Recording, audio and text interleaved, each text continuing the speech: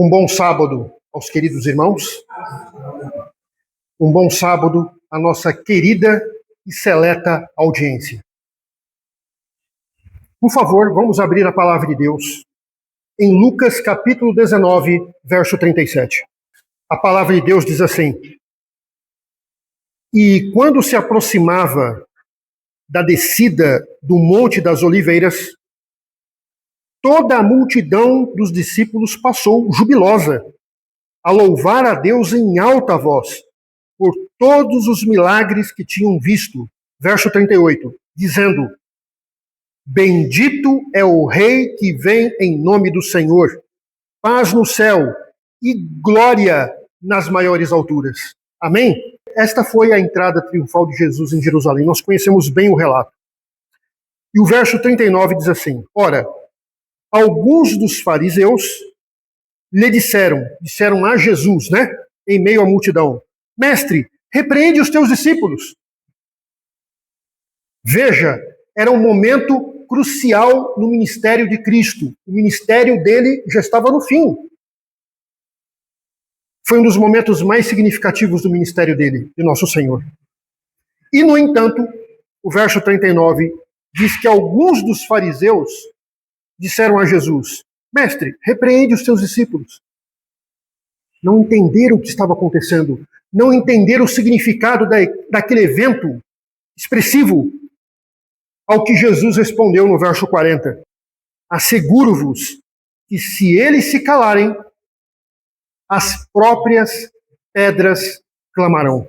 Irmãos, esta frase de Jesus, essa resposta que ele deu aos fariseus, a imagem que ele usa aqui nesta resposta é uma imagem muito semelhante àquela que nós encontramos em Abacuque, capítulo 2, verso 11, em que a pedra e a madeira são testemunhas inanimadas dos excessos de Babilônia, razão pela qual o Senhor profere uma sentença contra aquela cidade em Abacuque capítulo 2. A imagem aqui é essencialmente a mesma, mas com um propósito diferente. O que Jesus está dizendo no verso 40 é o seguinte: se essas pessoas que são testemunhas da verdade se calarem, Deus suscitará filhos a Abraão que testifiquem dessa verdade. E ele vai suscitar filhos entre os instrumentos humanos mais improváveis. Está claro, irmãos? É isso que Jesus quis dizer em Lucas 19, verso 40. Por favor, dito isso, permitam que eu compartilhe com vocês algumas experiências. Algumas experiências que estou convencido de que cumprem as palavras de Cristo em Lucas 19, verso 40, agora, em nossos dias. Sim, neste tempo crucial da história humana, que é o tempo do fim. Eu sou adventista do sétimo dia de nascimento. E eu confesso a vocês que eu nunca vi nada parecido com relação ao que eu estou a revelar a vocês nos momentos que se seguem. Naomi Wolf é escritora, jornalista e uma figura proeminente no feminismo de terceira onda, que é o feminismo mais radical e mais agressivo. Defensora do aborto, defensora dos direitos LGBT, e, no entanto, entre 2020 e 2021, ou seja, durante a pandemia, Naomi Wolf experimentou na vida dela um ponto de virada. E em janeiro de 2022, ela escreveu um artigo, ela publicou este artigo na sua conta no Substack, e o artigo tem um título sugestivo: É hora dos intelectuais falarem sobre Deus? Veja, irmãos, uma feminista radical. Grande parte da vida dela ela dedicou para militar as causas da esquerda. E ela escreveu este artigo em janeiro de 2022, em que ela compartilha as experiências dela durante a pandemia. E ela começa o artigo intrigada com o fato de as pessoas que ela conhece nos círculos intelectuais, pessoas esclarecidas, pessoas educadas, pessoas em posição de responsabilidade, pessoas que ela conhece, terem fechado os olhos para as evidências que estavam diante delas durante a pandemia. Terem fechado os olhos para o fato de que a liberdade de expressão, a liberdade de consciência e a liberdade de imprensa, de autonomia individual, estavam sendo ameaçadas pelas políticas sanitárias então em vigor. E ela descreve o espanto dela em relação ao comportamento das pessoas com as quais ela convivia nos círculos intelectuais, que estavam ignorando esses fatos e aderindo sem nenhuma crítica, sem nenhum questionamento à narrativa oficial do momento. E ela ficou espantada com aquilo, tentando encontrar uma resposta, uma explicação para aquilo que ela não conseguia entender. Veja, uma feminista radical. Alguns meses antes da publicação deste artigo, conversando com um médico, um renomado ativista, segundo ela, da causa da liberdade médica, ela perguntou para esse médico: olha, escuta, como você conseguiu exercer com resiliência a sua profissão como médico, tendo a reputação destruída, sofrendo punições econômicas e até mesmo ostracismo social? Como você ainda consegue exercer, ou conseguiu exercer a medicina nesses tempos difíceis da pandemia, em que não se podia criticar a narrativa oficial? Como você fez? Sabe qual foi a resposta do médico? Surpreendente a resposta. E a resposta dele representou um ponto de virada na vida dela. A resposta foi Efésios 6, verso 12. O médico citou o texto para Naomi Wolf, porque a nossa luta não é contra o sangue e a carne, e sim contra os principados e potestades, contra os dominadores deste mundo tenebroso, contra as forças espirituais do mal nas regiões celestes. O médico citou esse texto como explicação para aquilo tudo que estava acontecendo. Ele citou esse texto para Naomi Wolf. E ela disse que aquilo ali mudou a vida dela. Ela ficou pensativa durante dias, pensando no significado daquele texto bíblico, Efésios 6, verso 12. Por favor, não perca de vista, não esqueça que Naomi Wolf é uma feminista da terceira onda. Militante das causas de esquerda, com formação absolutamente secular. E aquele texto não saiu da cabeça dela. Por favor, note isto. Então ela escreve que, durante um encontro, juntamente com defensores da liberdade médica, no Vale do Rio Hudson, Naomi Wolf disse: naquela reunião no bosque com a comunidade da liberdade de saúde, confessei que havia começado a orar novamente.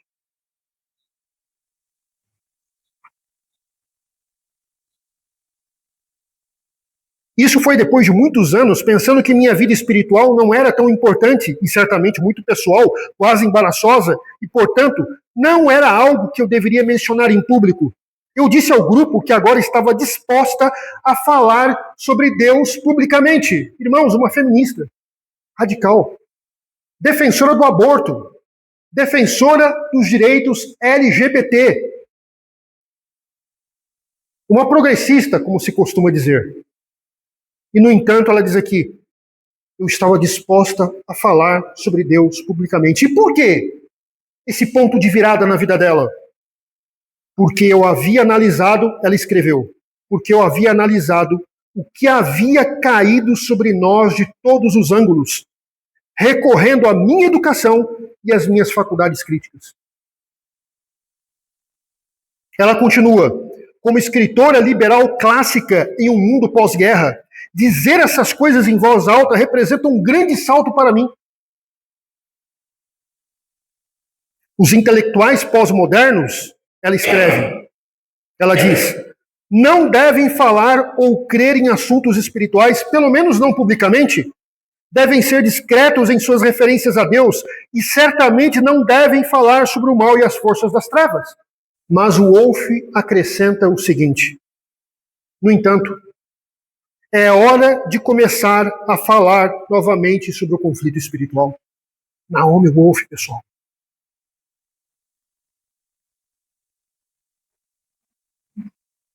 Porque penso que é nisso que estamos envolvidos. E as forças das trevas são tão assustadoras que precisamos de ajuda. Não é uma pedra clamando? Ou eu estou exagerando o alcance aqui do texto bíblico?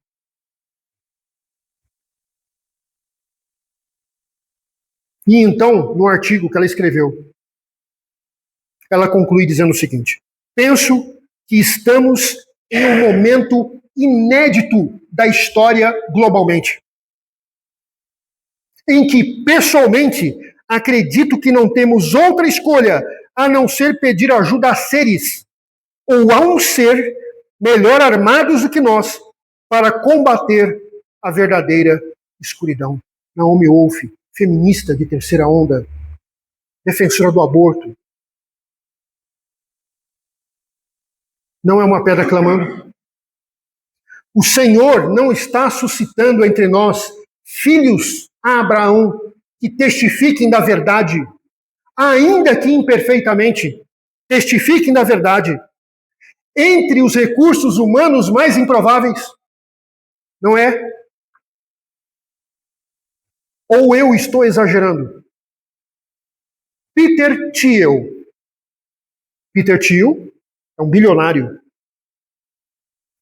Uma das figuras mais importantes do Vale do Silício e do setor tecnológico global. A revista Forbes estima que ele tem um patrimônio na casa dos 20,8 bilhões de dólares. Eu nem consigo imaginar essa quantia de dinheiro. Teoricamente, é um homem que não tem preocupações com relação a questões espirituais, não é? No entanto, no ano passado, Peter Thiel conduziu uma série de 4 palestras nas universidades de Harvard, Oxford e Austin, no Texas. E sabe qual era o tema dessa série de 4 palestras de Thiel? Um bilionário, irmãos, do Vale do Silício. O tema das palestras dele era entender a modernidade, entender os nossos dias, com base nas profecias do tempo do fim.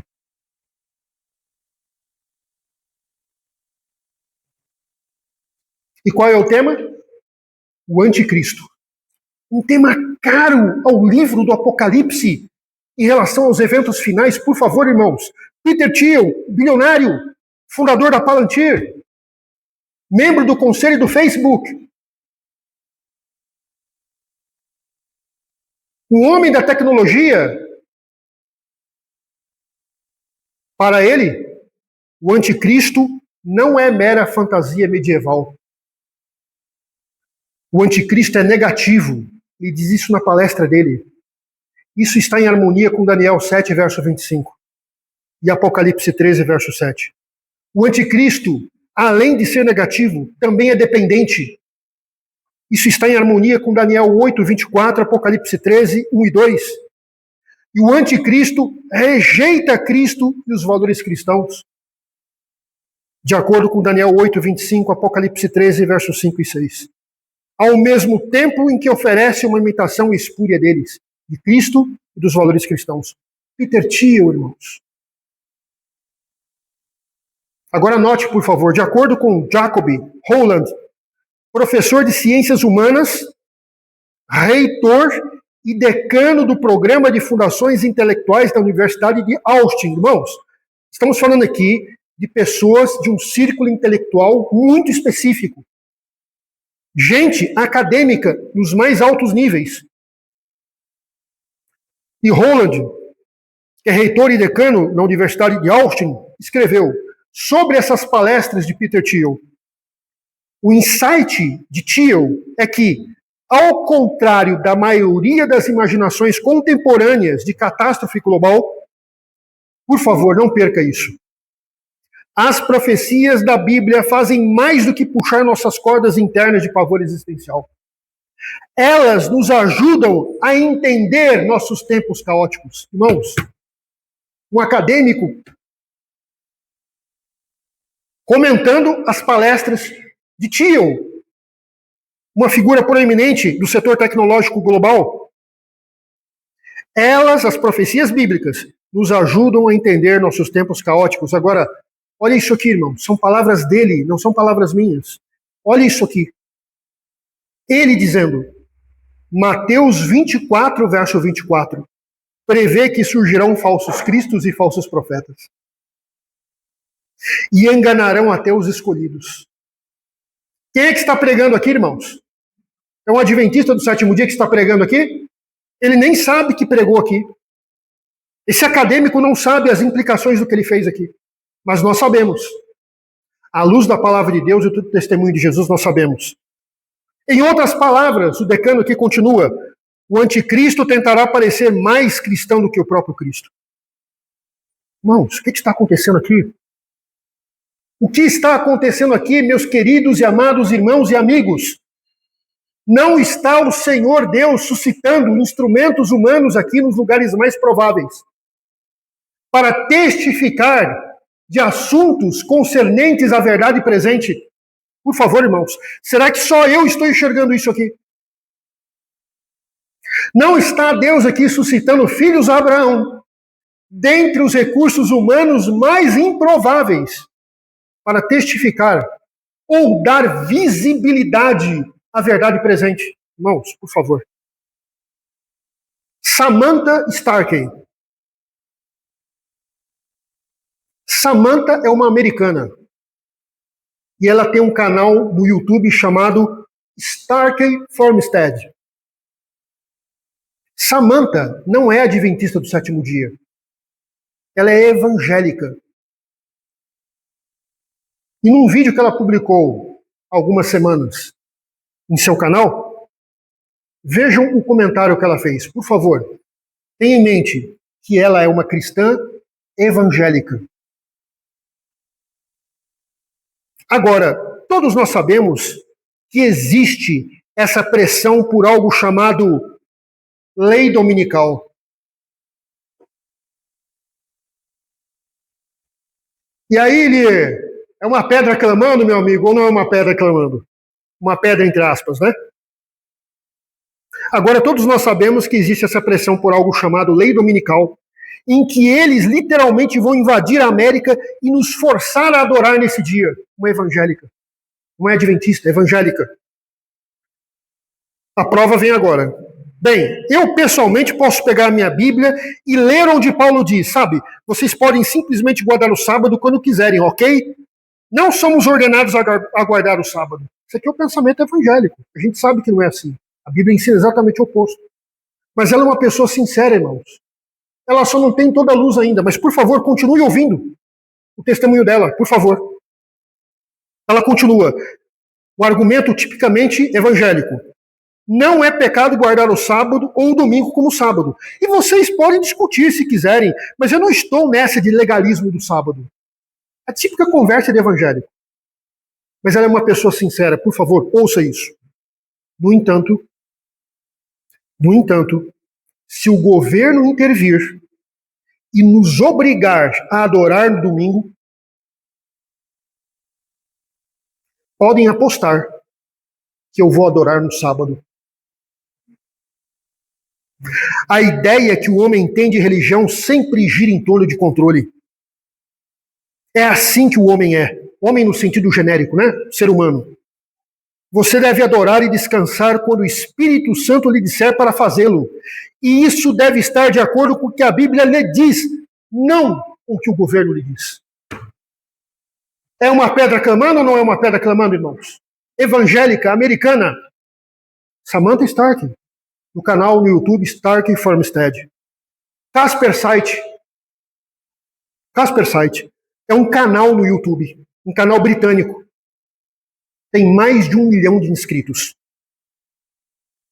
E o tema do canal, dos vídeos do canal, desse rapaz, eu tentei levantar o nome dele, mas não consegui. São fenômenos paranormais, aliens, coisa desse tipo. Essa é a pegada do canal dele. No entanto, recentemente ele gravou um vídeo e ele disse: olha, pessoal, este vídeo é um vídeo diferente de todos os vídeos que eu já publiquei no meu canal. E ele explica o porquê e eu quero compartilhar com vocês o que ele mesmo disse. Desse canal britânico chamado Casper Site. Você está preparado? No último ano, eu estive numa espécie de jornada espiritual. Ele diz isso no vídeo. Não é bem como, sabe, estar nisso todo dia. Mas ultimamente, sabe, as coisas mudaram. É quase como se eu não tivesse mais medo de admitir isso. Escuta. Chegou a um ponto em que eu não tenho medo de admitir que, embora eu ainda seja agnóstico, ou seja, preciso de mais informações para acreditar nesse Deus, embora eu ainda seja agnóstico, provavelmente estou mais em sintonia com Deus agora do que jamais estive em toda a minha vida.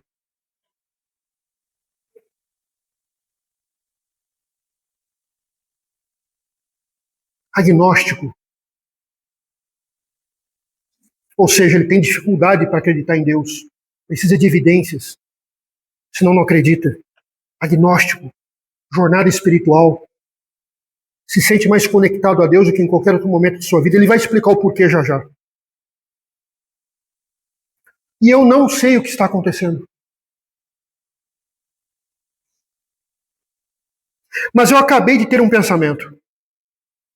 O que eu estou realmente buscando aqui?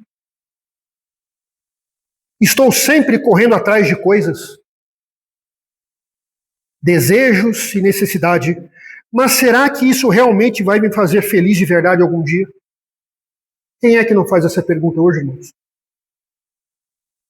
Então, o motivo pelo qual eu quis fazer essa jornada espiritual, lembre-se, ele é um jovem agnóstico.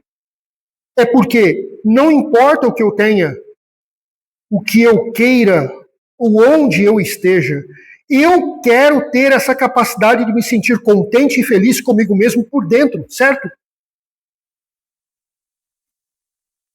Mas embora eu ainda seja agnóstico e ainda precise de mais evidências da existência de Deus, sinto que estou mais em contato com Deus agora do que nunca em toda a minha vida. E os vídeos que eu vou mostrar agora são pequenos trechos, como fotografias de coisas que me fazem pensar. Como quando eu disse que preciso de mais provas para acreditar nisso. Embora isso não seja uma prova, me faz pensar que se há tanta ênfase no mal, no diabo e no que está acontecendo no mundo, deve haver um motivo para isso, certo? O agnóstico perguntando. E ele vai mostrar neste vídeo uma série de vídeos que fizeram ele pensar a respeito. Deve haver algum motivo para isso. Se existe tanta maldade e tanta ênfase em espalhar o mal, deve haver também algo bom. Caso contrário, qual o sentido? Se há tanta maldade no mundo, deve haver alguma coisa boa, deve haver algum Deus. Embora eu precise de evidências, mas deve ter alguma coisa boa. Porque do contrário, por que o mal prevalece hoje? Uma pessoa agnóstica, irmãos, mas sincera e pensante. Por favor, não perca isto. E aí ele mostra o primeiro vídeo. E o que é o primeiro vídeo? O primeiro vídeo que ele apresenta é de alguém que fez uma pergunta ao ChatGPT. E a pergunta é a seguinte: ChatGPT, se você fosse o diabo, o que você faria? Essa é a pergunta. E o ChatGPT respondeu. E esse agnóstico compartilhou isso no canal dele. Eu não perderia meu tempo tentando fazer com que você me adorasse. Não. Eu simplesmente o convenceria a não adorar a Deus de forma alguma.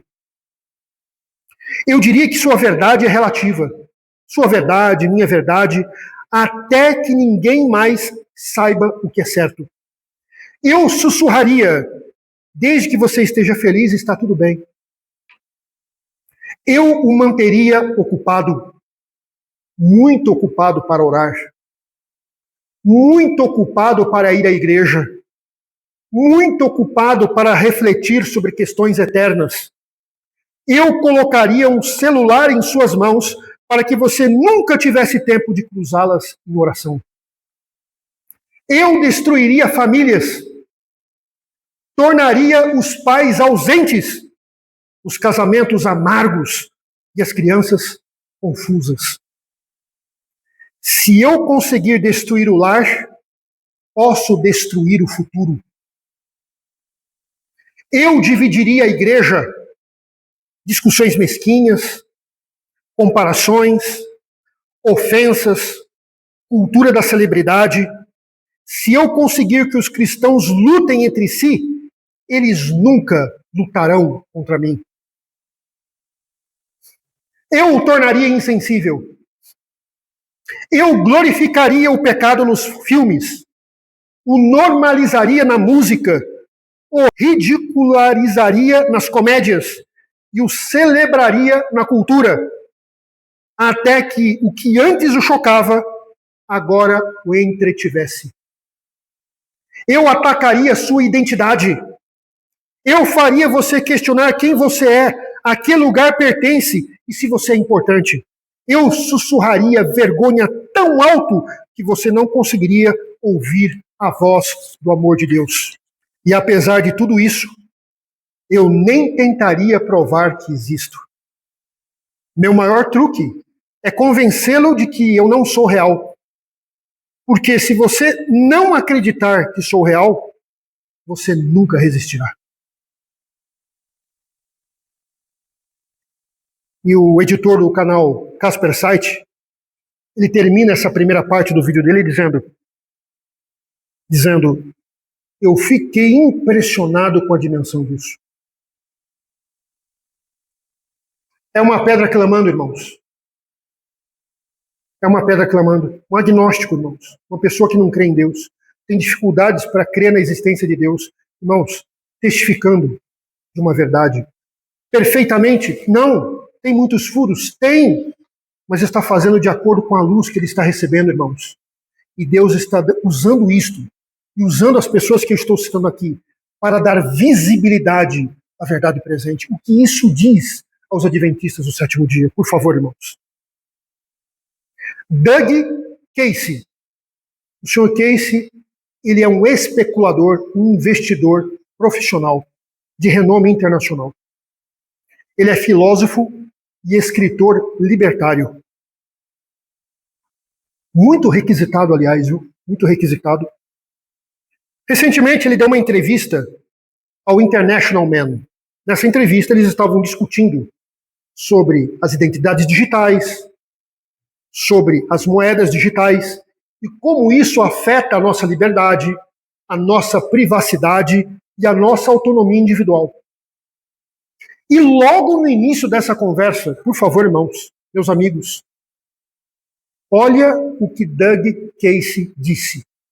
Logo no início da conversa, discutindo sobre identidade digital, sobre moeda digital, como isso impacta a nossa liberdade. Olha o que ele disse logo no início da entrevista. Não sou uma pessoa religiosa. Dificilmente um especulador de renome mundial é uma pessoa religiosa, não é, irmãos? E ele diz aqui claramente, não sou uma pessoa religiosa. Mas pode ser que o Novo Testamento, Apocalipse 13, esteja correto quando diz, e ele cita o texto. Irmãos, ele cita o texto. Você não está me entendendo. Ele cita o texto. E faz com que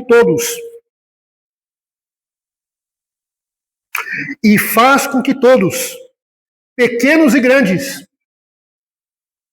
ricos e pobres, livres e escravos, recebam uma marca na mão direita ou na fronte, de modo que ninguém possa comprar ou vender, senão aquele que tiver a marca, ou o nome da besta, ou o número do seu nome. O homem citou o texto. E ele disse, eu não sou religioso. E sabe como é que ele conclui essa parte da entrevista dele? Ele diz o seguinte, Este verso é bastante profético.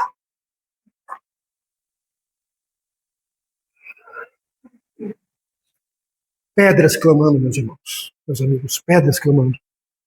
O Senhor suscitando filhos a Abraão para dar visibilidade à verdade presente, à mensagem presente. Por favor, não perca isso de vista. Kirk Cameron, ele é um ator americano e cristão evangélico. Recentemente ele gravou um vídeo com o filho dele, James, em que eles abordaram a questão do inferno. Existe realmente um inferno? Porque os evangélicos, em geral, creem que existe um inferno literal, né? E, portanto, eles creem na imortalidade inerente da alma, certo? Porque uma coisa está ligada à outra. E o Sr. Cameron, juntamente com seu filho James, questionaram essa crença evangélica, e eles são evangélicos. E eles descobriram, nas pesquisas que eles fizeram com as suas Bíblias, que não existe, biblicamente falando, um inferno literal. Ele diz o seguinte, que uma punição irreversível e final parece mais alinhada à justiça e à misericórdia de Deus do que uma tortura infinita. Irmãos, evangélicos reconhecendo isso. E não é qualquer evangélico, é Kirk Cameron. Ao citarem estudiosos e passagens das Escrituras, Cameron e seu filho James explicam que a destruição completa dos pecadores reflete melhor o caráter divino apresentado na Bíblia. Eles receberam duras críticas dos evangélicos por causa desse vídeo. Depois ele gravou um vídeo dizendo, olha, eu não esperava receber tantas críticas dos meus irmãos. Mas a ideia qual foi? Eu vou onde a Bíblia me levar. Não é? E a Bíblia levou ele a esta compreensão. O que eu acho mais significativo nessa história é o seguinte. Kirk Cameron descobriu que não existe na Bíblia um inferno literal. E isso tem implicações profundas na crença falsa, biblicamente falando, da imortalidade inerente da alma. E Charlie Kirk, sobre o qual nós falamos aqui num sermão passado, que era também um cristão evangélico, descobriu a verdade no sábado do sétimo dia. Os dois são Kirk. Um é Charles Kirk, que descobriu a verdade do sábado, e o outro é Kirk Cameron, que descobriu a verdade bíblica de que o inferno não é literal, que ele não queima eternamente. Isso é um golpe mortal na crença falsa da imortalidade da alma. Dois jovens irmãos, compartilhando o mesmo nome, Kirk. E Kirk é um nome de origem nórdica, que significa igreja. O que está acontecendo aqui, irmãos? É coincidência ou é providência divina, irmãos? O que está acontecendo aqui, meus irmãos? Charlie Kirk descobriu a verdade do sábado. Kirk Cameron descobriu a verdade de que a alma humana não é inerentemente imortal. E quais são as duas crenças falsas que Satanás vai usar para enlaçar o mundo inteiro em suas redes, irmãos? Qual é a verdade? Quais as duas mentiras? Está lá no livro Grande Conflito, página 588. A observância do domingo e a imortalidade da alma. O que o senhor está fazendo aqui, irmãos? Suscitando instrumentos humanos improváveis para dar visibilidade à verdade da Bíblia. Preparando o caminho para o clamor final da mensagem do terceiro anjo. Irmãos, como você não pode enxergar isso? Ou eu estou exagerando?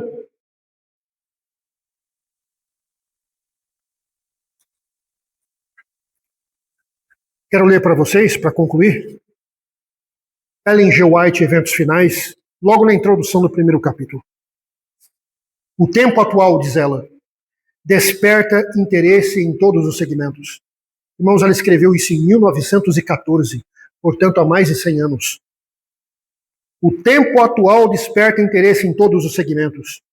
Governantes e políticos, cidadãos que ocupam posições de confiança e autoridade, homens e mulheres de opinião de todas as classes sociais, notem isso. Todos estão atentos aos fatos que acontecem no nosso mundo, não é? O que nós demonstramos aqui, esta manhã, isso aqui é apenas a ponta do iceberg. Muita gente, irmãos, está descobrindo verdades bíblicas que nós, adventistas do sétimo dia, conhecemos. Isso aqui é apenas a ponta do iceberg. O que eu apresentei aqui é apenas uma amostra.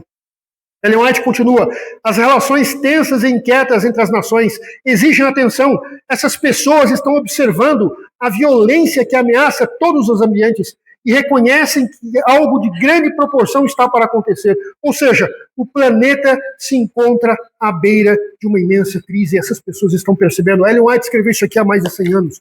E nós estamos testemunhando isso hoje. Pessoas improváveis estão se erguendo e estão dando visibilidade à verdade. Por quê? Porque elas estão acompanhando a natureza e os eventos e estão sentindo que algo grande está para acontecer. E elas estão acordando, estão despertando. Irmãos, o que isso diz para nós, adventistas do sétimo dia? Eu termino citando Apocalipse 3, verso 11. Jesus diz, neste texto inspirado: venham sem demora. Ora vem, Senhor Jesus. Amém. Venham sem demora. Guarda o que tens. Guarda o que tens, para que ninguém tome a tua coroa. Cuidado. Cuidado, meu irmão adventista do sétimo dia. Sim, cuidado. Cuidado para que sua coroa não seja tomada por pessoas improváveis que o Espírito Santo está despertando para a verdade presente. Elas nem têm consciência disso. Elas estão buscando, estão tateando aqui e ali. E elas estão dando visibilidade à verdade, irmãos. Por favor, cuidado, para que uma dessas pessoas não tome a tua coroa. Irmãos adventistas do sétimo dia, é hora de acordar do nosso sono profundo. Para usar as palavras de Paulo em Romanos 13, verso 11. Vocês que conhecem o tempo, é hora de despertar. Cuidado, para que vocês não percam a coroa de vocês. Vocês que receberam tanta luz da verdade, cuidado, é hora de despertar. O tempo exige isso.